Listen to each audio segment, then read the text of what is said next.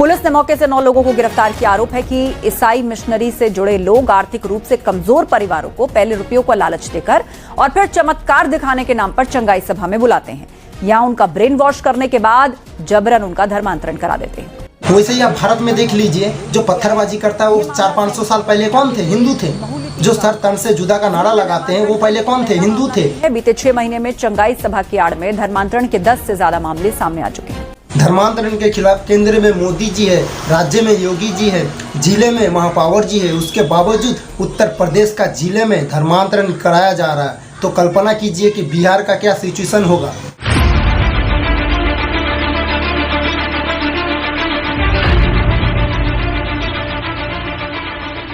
उत्तर प्रदेश का कौशाम्बी में चंगाई सभा चल रहा था और बाद में जब वहाँ पर पुलिस ने छापा मारा तो ये पता चला कि वहाँ पर पैसा बांट के धर्मांतरण किया जा रहा था। काला जादू दिखा के धर्मांतरण किया जा रहा था। अंधविश्वास के जरिए से धर्मांतरण किया जा रहा था। कैंसर जैसा बीमारी का इलाज करने का नाम पे धर्मांतरण हो रहा था। बासपन्ना पुंसकता ठीक करने का दावा किया जा रहा था। बेटा पैदा होगा इसका दावा किया जा रहा था। ये सब चल रहा है उत्तर प्रदेश का कौशाम्बी में। मैं बार बार कह रहा हूँ कि कानून घटिया है, इसीलिए भारत में धर्मांतरण किया जा रहा है जिहादी और मिशनरी के द्वारा। जिन कानून का बात मैं कर रहा हूँ, गारंटी के साथ 1 महीने के अंदर भारत का जिहादी भारत छोड़ के भाग जाएंगे।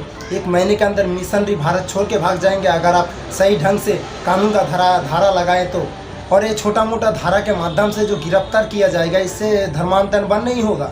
और भारत का जो 750 जिला है, 750 जिला में ही धर्मांतरण किया जा रहा है। 9 राज्यों में से तो खत्म हो चुका है हिंदू, 200 जिला से भी खत्म हो चुका है, 300 तहसील से भी खत्म हो चुका है। बाकी जो 500 जिला है, बाकी 500 जिला में खत्म करने के लिए धर्मांतरण भी किया जा रहा है, जम के घुसपैठ भी हो रहा है और जनसंख्या विस्फोट भी किया जा रहा है। धर्मांतरण राष्ट्रीय सुरक्षा के लिए खतरा होता है। जो राष्ट्रीय सुरक्षा के लिए खतरा होता है उसके लिए हमारे पास कानून भी है, जिसको कहते हैं NSA, नेशनल सिक्योरिटी एक्ट।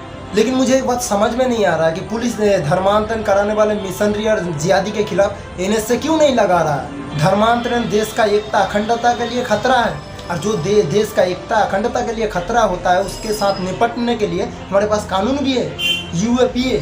लेकिन मुझे फिर भी समझ में नहीं आ रहा है कि पुलिस धर्मांतरण कराने वाले मिशनरी और जिहादी के खिलाफ UAPA क्यों नहीं लगा रहा है। भारत का लोगों को हिंदू, जैन, बौद्ध, सिख, विदेशी पंथ में कन्वर्ट करना, क्रिश्चियनिटी में कन्वर्ट करना, इस्लाम में कन्वर्ट करना, ऐसा रिलीजन में कन्वर्ट करना जो विदेशी रिलीजन होता है। भारतीयों को विदेशी रिलीजन में कन्वर्ट करना ये अपने आप में एक देशद्रोह है। और जो देशद्रोह है उसके लिए एक धारा है, सेक्शन 124A। लेकिन मुझे फिर भी समझ में नहीं आ रहा है कि पुलिस धर्मांतरण करने वाले जिहादी और मिशनरी के खिलाफ सेक्शन 124A क्यों नहीं लगा रहा है। धर्मांतरण एक वेजिंग वॉर है। इससे पहले जो मुगलों ने भारत में कब्जा किया था, केवल भारत को लूटने के लिए कब्जा नहीं किया था, भारत का लोगों का धर्मांतरण कराने के लिए कब्जा किया था। अगर मुगलों का मकसद केवल सोना चांदी लूटना था, राज करना था, तो वो आज तक राज करते रहते और भारत से सोना चांदी लूटते रहते और राज करते रहते। तो मुगलों ने तलवार के दम पर धर्मांतरण कराया कि नहीं कराया? मुगलों ने तलवार के दम पर धर्मांतरण कराया और आज की डेट में जिहादी और मिशनरी धोखा देकर धर्मांतरण करा रहा है, लालच देकर धर्मांतरण करा रहा है, पैसा का लालच देकर धर्मांतरण करा रहा है, बीमारी ठीक करने का नाम पर धर्मांतरण करा रहा है। तो लेकिन अल्टीमेट टारगेट तो धर्मांतरण है ना।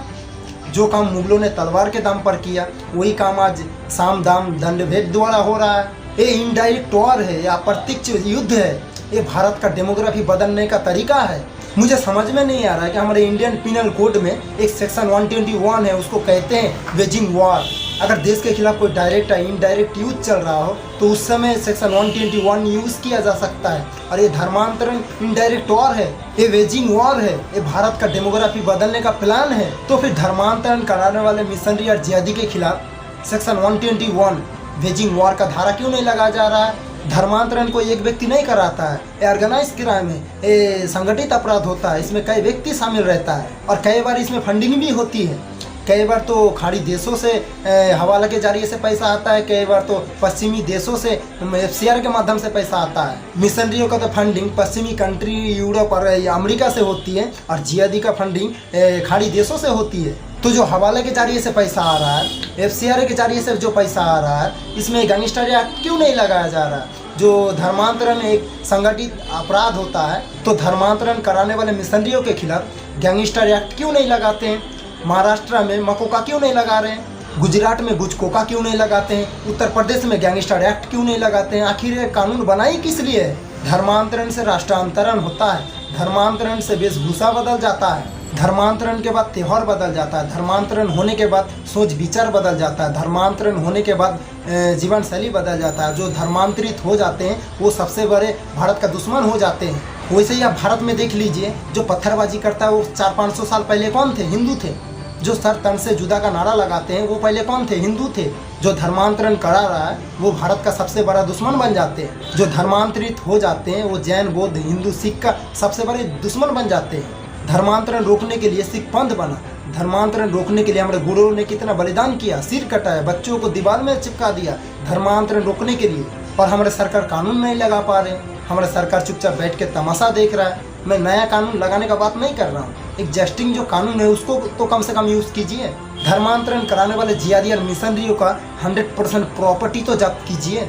धर्मांतरण कराने वाले जिहादी और मिशनरियों का घर में बुलडोजर तो कम से कम चलाइए। धर्मांतरण कराने वाले के तरफ जो वकील है, जो बुद्धिजीवी है, जो लेखक है, उस पर तो कम से कम कार्रवाई कीजिए। धर्मांतरण कराने वालों के खिलाफ NSA लगाइए, धर्मांतरण कराने वालों के खिलाफ UAPA लगाइए, धर्मांतरण कराने वालों के खिलाफ वेज वॉर लगाइए, धर्मांतरण कराने वालों के खिलाफ देशद्रोह का धारा लगाइए, धर्मांतरण कराने वालों के खिलाफ गैंगस्टर एक्ट लगाइए। ये ऑर्गेनाइज क्राइम है, तब जाकर धर्मांतरण रुकेगा।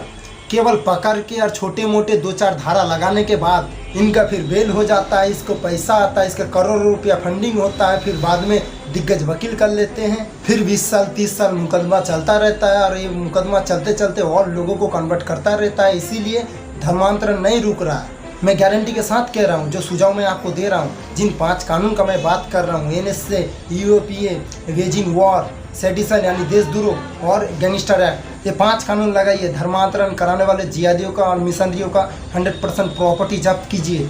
धर्मांतरण कराने वालों का जो मददगार है, जो इनडायरेक्ट मदद करता है, जो उनके पक्ष में माहौल बनाते हैं, उनके खिलाफ आप कार्रवाई कीजिए। मैं गारंटी के साथ बता रहा हूँ कि अभी शुरू कीजिए, 1 महीने के अंदर ख़त्म हो जाएगा। ये 5 कानून, ये केवल 5 कानून NSA, UAPA, veg war, sedition यानी देशद्रोह और गैंगस्टर एक्ट लगाना शुरू कीजिए। भारत के अंदर जितने भी जिहादी और मिशनरी है धर्मांतरण कराने वाला, वो भारत छोड़ के भाग जाएंगे। चाहे वो तबलीगी जमात हो या चाहे वो और कोई मिशनरी हो, वो भाग जाएंगे। सर आप लगाइए 5 कानून को, वो भारत छोड़ के भाग जाएंगे।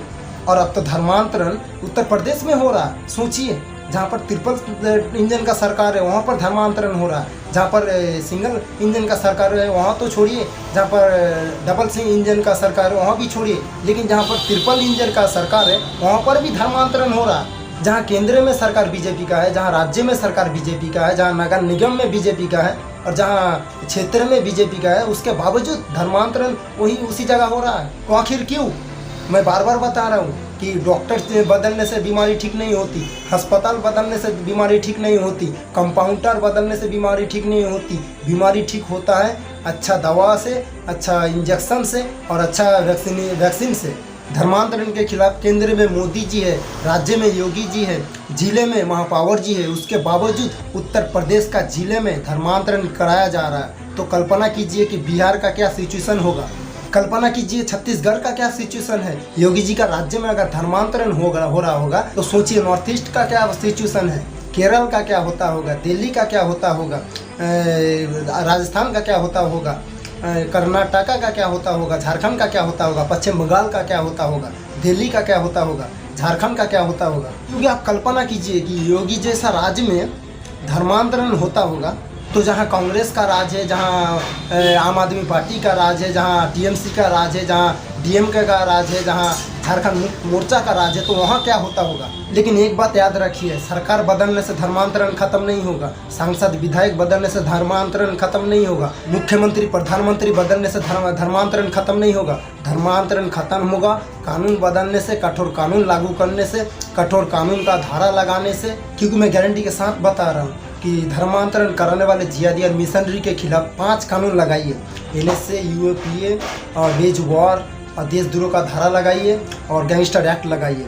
और धर्मांतरण कराने वाले जिहादी और मिशनरियों का 100% प्रॉपर्टी जब्त कीजिए, उसके घर में बुलडोजर चलाइए और उनका बैंक में और लॉकर में जितने भी पैसा है उसको जब्त कीजिए। कोई सुप्रीम कोर्ट उसके बीच में नहीं आएगा, कोई जज उसके पक्ष में नहीं आएगा, कोई वकील उसके पक्ष में नहीं आएगा। और सुप्रीम कोर्ट का जज भी पीआई में कह चुका है कि धर्मांतरण राष्ट्रीय सुरक्षा के लिए खतरा है।